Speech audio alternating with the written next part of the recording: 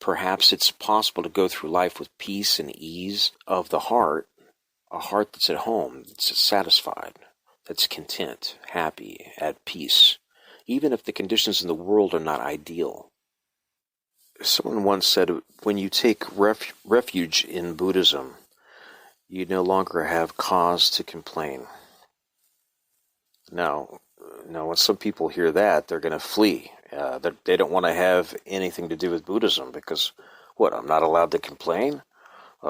That's pretty serious. That's a serious religion. No more complaining. Well, you can still see that things are wrong. You can still speak up against injustice. You can still try to change the conditions of the world for the better. But complaining is unnecessary, because complaining means that you're not taking responsibility for your own well-being.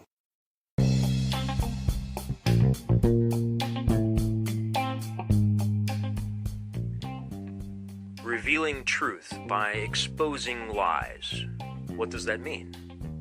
That means that on this podcast, we're going to talk about a variety of subjects, but we have an intention in mind, and that is to move beyond political ideology, religious dogmatism, tribalism, and nationalism, even beyond personal opinion, beyond false authorities that so many people don't even question, and taking you, the audience, someplace that you may not be quite ready to go, to that place beyond us and them.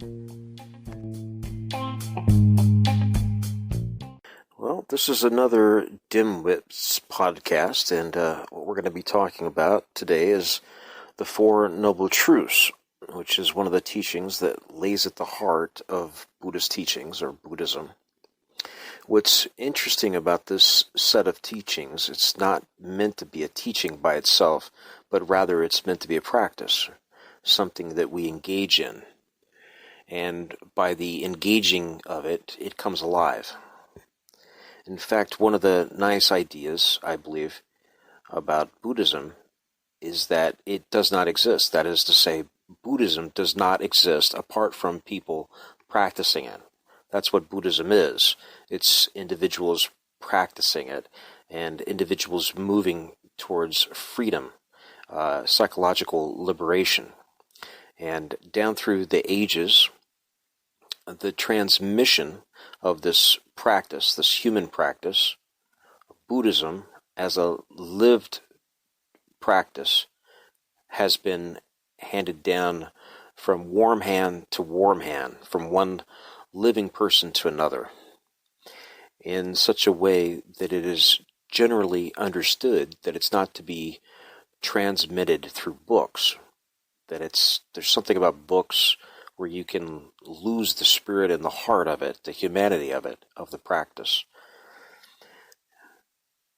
And so, in hearing a Dharma talk or a teaching, one of the approaches you can take is not to treat it as something abstract or some other teaching, as if you were interested in something, some exotic religious teaching, from foreign places, that you're approaching it like a tourist, like you're interested in some foreign religion, but rather you're listening to engage yourself. You're listening to learn about yourself.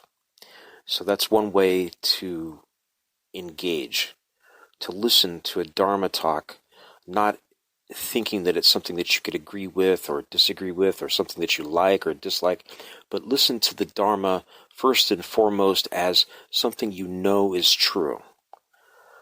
You know it's certain. You already know that it's true in certain areas of your life. And how do you know it? Use it as a doorway. That's a little strange, but you can say that in one area of your life it seems to be true, and then ask, once that door is open, ask, what more can I learn? What does this show me about myself? What further potential does this exhibit? How can I manifest this in other ways and understand it to be true in other areas of my life? So the Four Noble Truths are things that I think we all know already in some area of our life. They're not esoteric or strange. Maybe the formation of it is not customary for you. It's something new and different. But most people find circumstances in their life where the Four Noble Truths are already very real and ordinary. So let me give you an example of some examples of ordinary truth, of the Four Noble Truths. Try to imagine something that's very ordinary, like driving your car or walking down the street. And the street that you want to cross, you can't because there's a red light. And so you feel impatient. Maybe it's important for you to get someplace, so you get tense and irritated at the light. And you can feel the irritation and the impatience, and you can feel your impatience staring at that red light, waiting for it to turn green. And if you pay attention, you realize that it's stressful to sit there, and it's not helpful. It's not helping you or anyone else to clutch the steering wheel tight and to get angry and start thinking about how you need to compose a letter, to a very strongly worded letter to the city council. You feel that stress. It's relatively mild, but yet you feel it in your body, and you're paying enough attention that you sense that stress in yourself, and you realize that this is pretty silly. The light's not going to change any faster, all my tension, so I'm not going to get where I'm going any faster by being tense. Let me, at least in the next few seconds that I have, just let go for the moment and just breathe deeply and just be here in a simple way. So in that movement, there's recognition of that stress.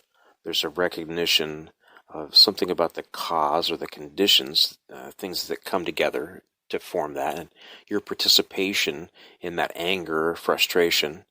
There's a recognition that there's a possibility to relax that. It's not worthwhile to keep that tension going, and then you let go. So I don't know if this example works for you, but it is just an ordinary example. Here's another one. Suppose you're at a supermarket. You're standing in a supermarket line, and it's not moving. So you think about changing to the other line, and then you switch to the other line, and then the first line starts moving faster, and so you get irritated by that. So you feel that tension in yourself again. Or how about this example? You go to the cupboard to make yourself dinner, and you look for the rice because you really want to eat rice, but then there's no rice, and you really wanted rice, and you feel yourself getting upset, and you think, wait a minute, this is silly. This isn't really something to get upset about. I've had a busy day, and it's a little bit tiring to get upset again, so I'm just going to relax, and I'm just going to eat pasta.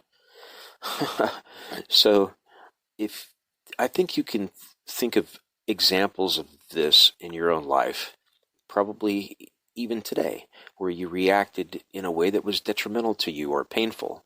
You can see where your activity was, and you decided that this isn't worth it, and it was a mild thing, so you were able to let go. Now, there's probably circumstances where all those steps happened, and you saw the stress you were under, and you saw that it had to do with something you were doing, and you saw that it is possible to let go, that you don't have to continue being stressful. It is possible to relax, but you also know that it's not so easy in certain circumstances, but you know it's possible. And you know that you need to do something to help yourself, to let go, to relax, to settle the issue that you have.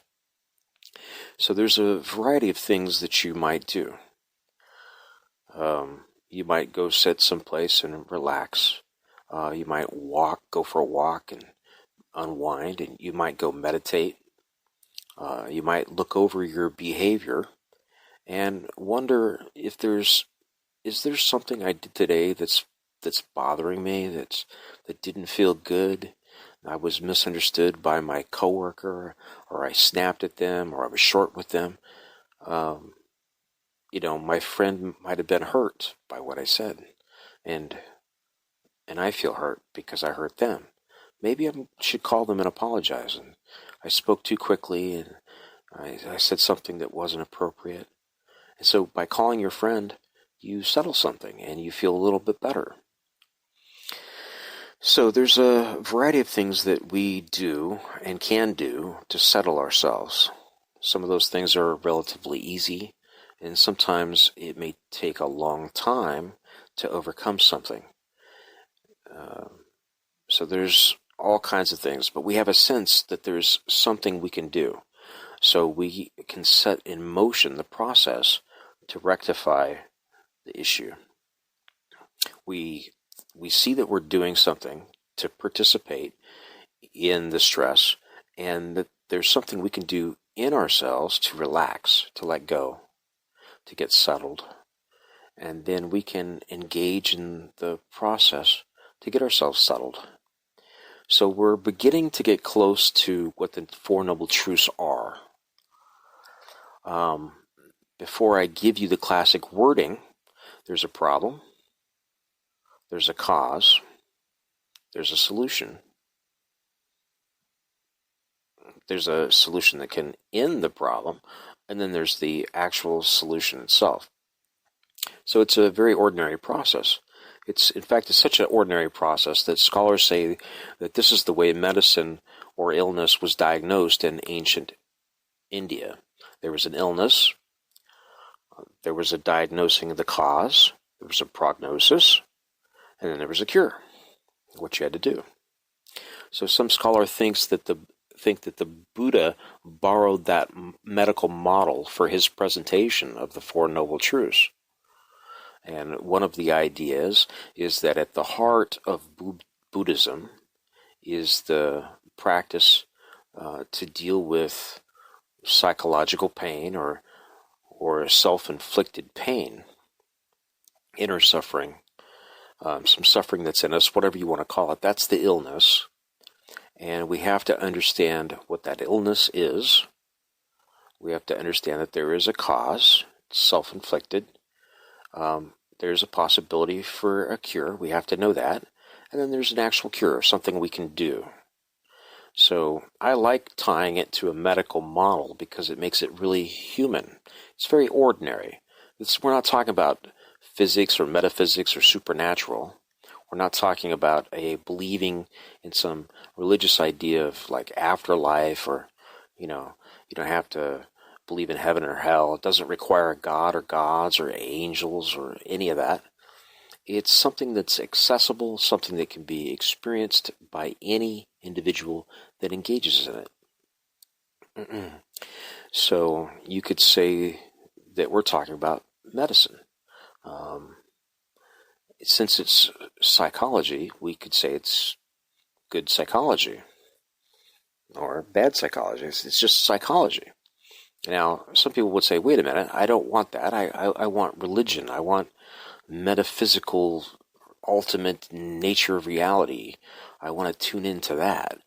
And the Four Noble Truths, it's just ordinary, and it overcomes our illness of self-inflicted pain.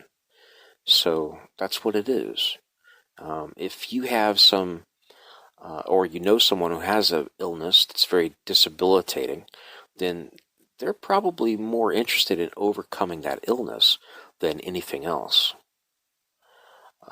If you understand your own inner psychological suffering, and how acute and how strong it is, then philosophy, metaphysics, religion are not that important, and pale in importance because of the acuteness of their inner suffering. They want a cure for that inner pain, that toxic emotion and psychic pain. Now, if Buddhist practice can offer a medicine that is useful for some of the most powerful forms of human suffering, then people who have that suffering can be quite interested. Now, people who don't have acute suffering, they don't need the medicine, or they don't think they need the medicine, unless they develop a heightened sensitivity.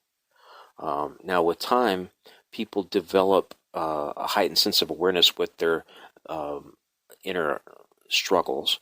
They say as people reach middle age, around 40 or 50 years old, there tends to be a heightened sense of acuity to existential issues and suffering, existential suffering in their lives. And they start to look, in middle age, they start to look for the something different for satisfaction, something different for meaning, because the things that they're engaged in most of their life no longer has the same attraction and doesn't seem to be satisfying.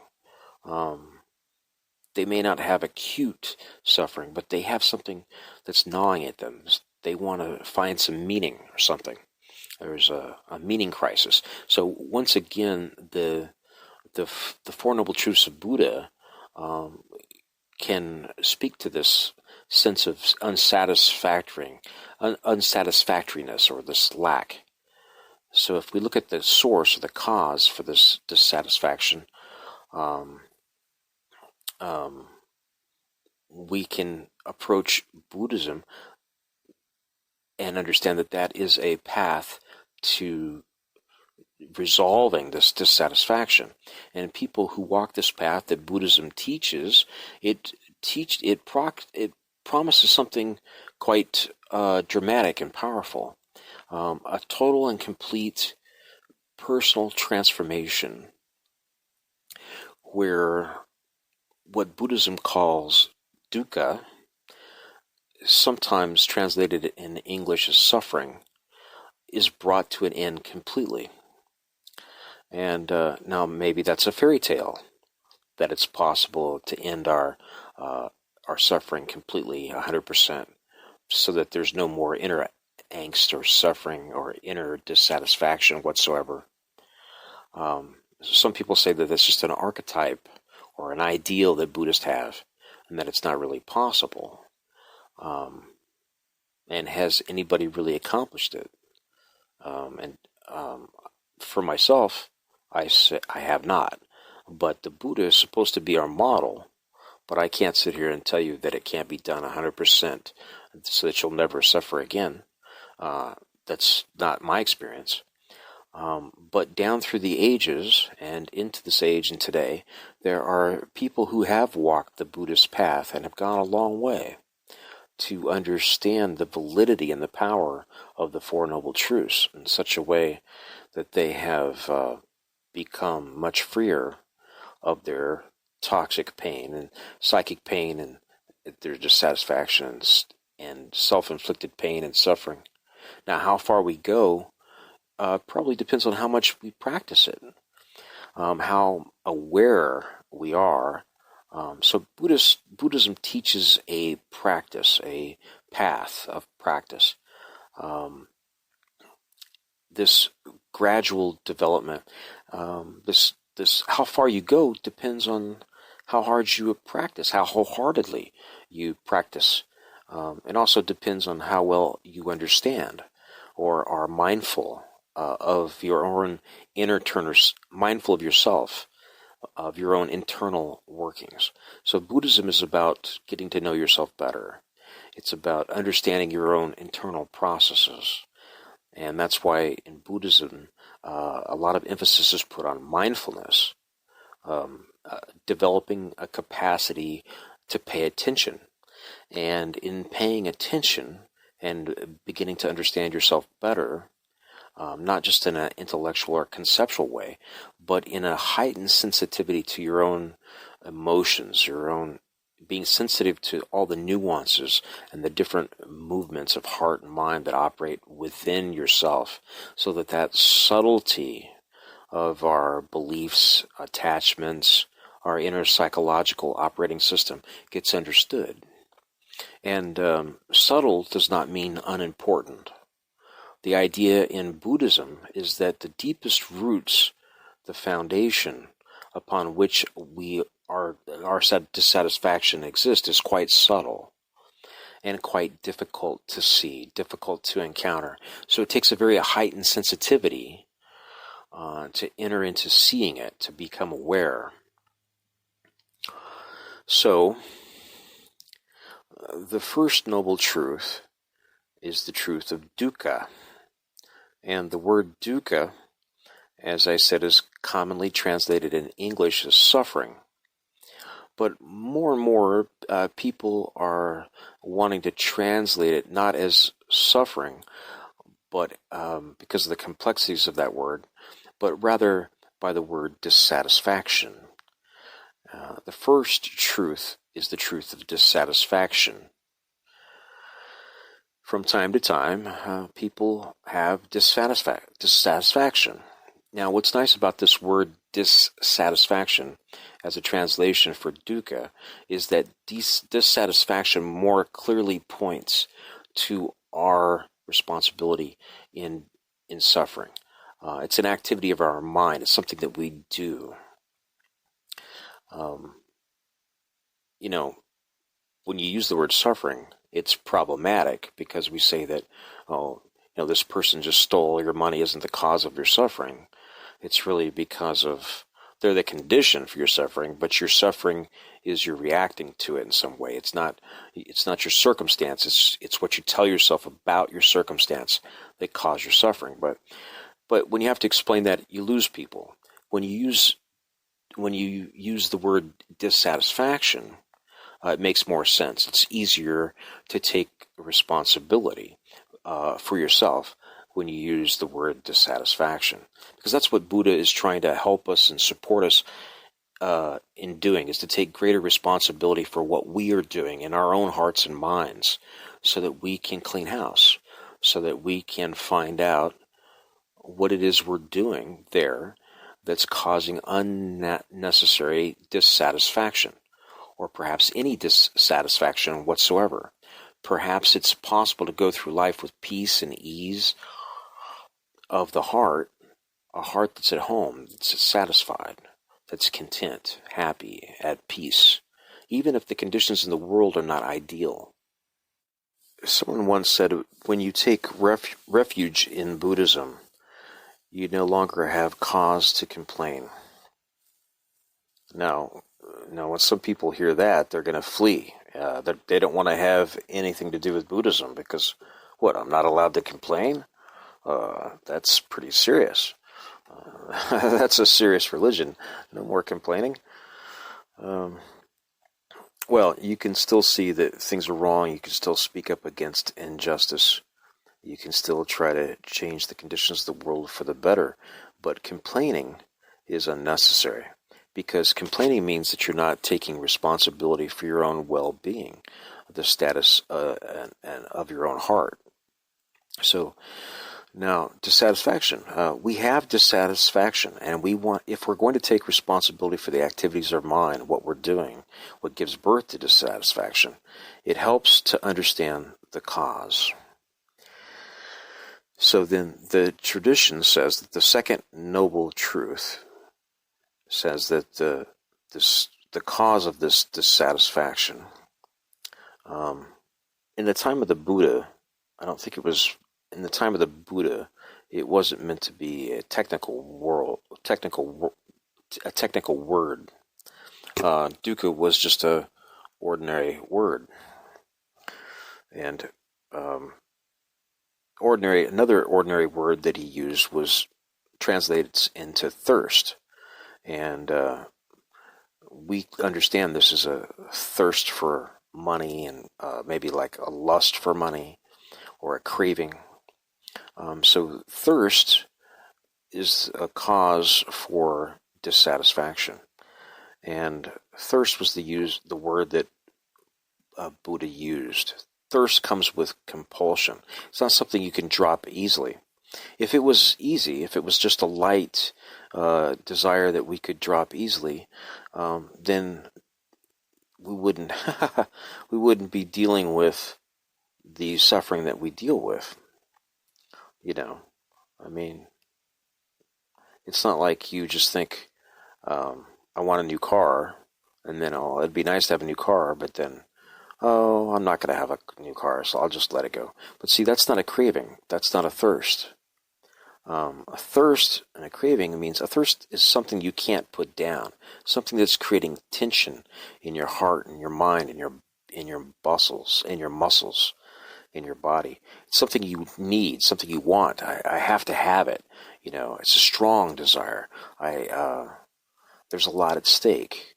It's not something that's easy to let go. It's like, I want an ice cream cone. No. Um, it's wrapped up in our identity, our need for validation. I want other people to see me in a certain way. I want security. I want to feel safe. I want things so I can be powerful and lord over people. I want pleasure. There's all kinds of things. The pull is strong. Um, the the pull is so strong that it creates stress, very stressful. It's like being hungry, thirsty, starving, you know, and many desires that drive people crazy. They're so strong they can't be fulfilled.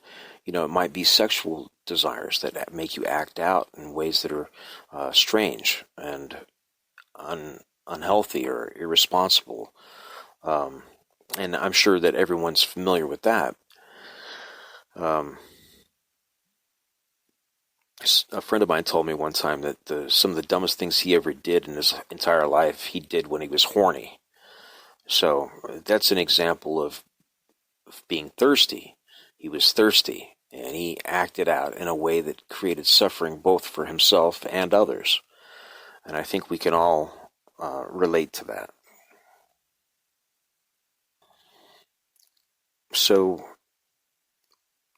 one of the great things to do is to put a question mark behind every strong desire you have.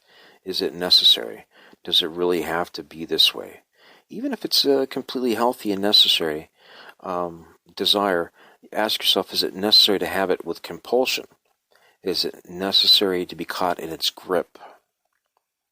So what Buddhism is saying is, if you want to be free of dissatisfaction, you have to be free from this compulsive activity of the mind.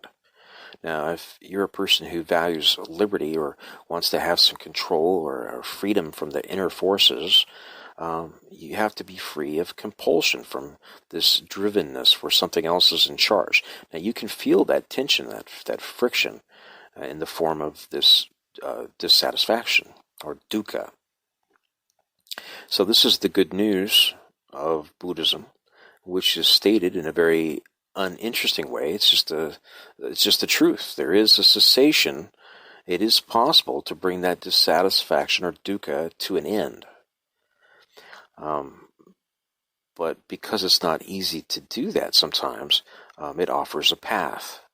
So the Eightfold Path is probably more ancient than the Four Noble Truths. The Eightfold Path is the Buddha taught the Eightfold Path a lot more than he taught the Four Noble Truths. So the Eightfold Path is probably more ancient. The Eightfold Path is about a mature, steady way to do those things that develop, to use the English expression, that develop our character, that develop our inner life. So we can develop the inner life that allows us to understand the inner causes of our dissatisfaction, and do something about it and learn to let go. And so we want to look at our beliefs, our understandings, our viewpoints upon which, and intentions by which we live our lives. So we have to look at that, we have to question that, and perhaps adopt perspectives and intentions and beliefs that are more useful. We have to look at our behavior. We have to look at what we say and what we do, the kind of livelihood we have, our behavior, our intentions. And then we have to develop a heightened capacity of sensitivity to really be able to see what's going on there. And I find it remarkable that I've been doing this kind of practice now for, I don't know, a long time, maybe 10 years. I've been doing this, and I can see that my own sensitivity, my own operating system, my uh, my my attractions, my aversions, is affected by how much practice I do. If I meditate a lot, I'm more sensitive. If I'm busy and hurried and caught up in dramas of life, I don't see quite as much what's going on inside of me. So how sensitive we are varies, has a lot to do with whether we're cultivating mindfulness or not. If we just let ourselves be sensitive the way we are in our busy life, we're going to miss a lot of the information. So we need to do the practice of meditation and to cultivate a heightened sense of awareness. Cultivating mindfulness, cultivating inner calm and stability, sometimes called samadhi or concentration. And these two things together, the ability to be aware and the ability to be still and calm, are the two, in Buddhism, are the two preeminent qualities that enable us to both see what's there and let go. One of the functions of samadhi, concentration, is not just concentration in itself, but to help the mind get soft and relaxed enough that it's not frozen, that it's not rigid, static. When we're static or clinging, it's hard to let go. As we develop more concentration, the mind gets softer and softer, and the tendency for the mind to lock in around aversions and desires becomes more constricted. But as we grow in our awareness, it's easier to let go. So the Eightfold Path is a comprehensive path. It's understanding viewpoints and tensions and cultivating the heart and the mind. So you can read about it and engage in it. I'm not going to cover that or talk about that, but I just want to put the emphasis on the Four Noble Truths. If you use the old word suffering or dissatisfaction, if that's said to be the heart of Buddhism, some people complain because they haven't understood the Four Noble Truths well enough, so they complain about it. Now, if you really understood the Four Noble Truths, you wouldn't complain, but you might disagree, but you wouldn't complain. But because people think it's negative, they think that the Buddhists are party poopers talking about suffering all the time. But you see, over and over again, in the ancient records that survived from what the Buddha was actually teaching and what he said, you find that that the Buddha was very positive, inspiring, had inspiring things to say about the human mind and our potential. A couple of examples. One thing that he said, the heart or mind, you can translate it both ways, the heart is luminous, but that luminosity is covered over by the defilements that visit it. So the nature of the mind-heart is to be luminous, to be beautiful. But we have these things that visit. So when we don't feel our own inner beauty, the defilements, hate, anger, greed, despair, are called visitors. Isn't that encouraging? Isn't it? As opposed to the Christian idea of its sinful nature, that we're stuck with it. Original luminosity is one of the original Buddhist teaching. Some of the myths related to creation talk about the first beings were luminous beings, self-luminous. And it kind of, we even find that in the Hebrew Bible, Adam and Eve were luminous. So when they became aware of their own nakedness, they lost that luminosity. So, I think of this luminosity of our true nature is very encouraging. So one of the things that we're trying to achieve through the practice of Buddhism is to come to return back to a luminous state, where the corruptions of the world that become visitors, that we can recognize them and let them go, and return to luminosity, peace, joy, and happiness. So think about this. What is hollow is loud. And what is full is calm. What is hollow is loud. What is full is calm. You think of a water jug. If it's empty, you can drum on it. But if it's full of water, it doesn't quite make the same sound. So let me quote this verse again. Buddhism doesn't have the dichotomy or duality of the sinner and saint. That kind of idea doesn't really exist in Buddhism. But Buddhism does have a dichotomy that is much more human, between the fool and the sage. And so this poem uses that dichotomy. The fool is a half-empty jug, implying that a fool can be really loud. But a sage is like a full lake. So it just suddenly switches images. A sage is full, not just a full jug, which is kind of small, but like a huge lake. A sage here is someone who's walking the eightfold path. That by doing that, we don't become less, we become fuller. Clinging, craving, thirsting, lust, hate, all those things are things that make us hollow, that make us small, contracted. The path is to let go of those things. It's a slow process often, but by letting go, we fill out.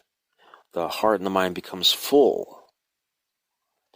Some people hear the Buddhist teaching of no self and letting go and think they're supposed to become less and less and more diminished. No. This idea that if you're a perfect Buddhist, you don't count. You're not supposed to be there somehow. No, it's actually the opposite. You're supposed to grow and to become a fullness of being. And you become so full that you become calm. There's such fullness of being that you don't have to proclaim yourself. Like a fool, you don't have to beat on the drum and make a lot of noise and say, here I am, to seek validation. Attempt to get attention and define yourself, get all the things you want, because you're already at home. You're settled and full and complete. That's the sage. So I'll end with a little analogy that you can think about.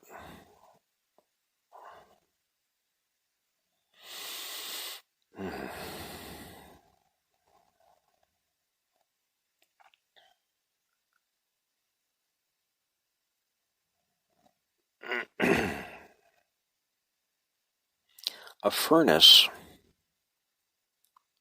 which is hot, like an oven, a big oven, just radiates heat. It doesn't need a small electric heater next to it. Okay? When your heart is full and glowing, you don't need all the little things that you're lining up and putting around you to prop you up. So the idea of becoming full filling out by letting go of the things that limit you so that you become unlimited, so that you become full. That's the whole task of the Four Noble Truths and the Eightfold Path. And I like teaching this because for me it's very meaningful. It's just a very simple formulation, a medical formulation. When you apply that to all the aspects of your life, it leads to what Buddhism claims to be one of the greatest forms of liberation that a person can attain, and it's all ordinary. It doesn't require you believing strange things. You don't even need to believe anything. You're just taking the principles you've learned from sitting at a traffic light and applying it thoroughly to all aspects of your life. Don't just leave it at the traffic light. Take that and apply that to all areas of your life. That is the Four Noble Truths. So with that, I'll conclude this Dharma talk. The Four Noble Truths and the Eightfold Path, I didn't really enumerate, but they can support you, and it's well worth taking it on as a reference point, as a teaching, as a path for a whole lifetime.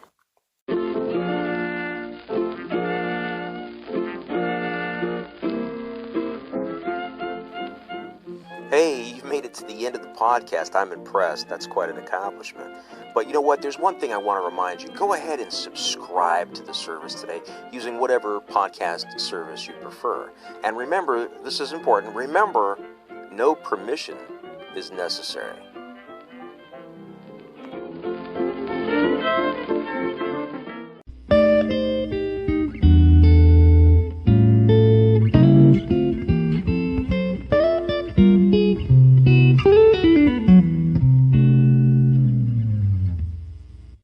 The podcast you just heard was made using Anchor.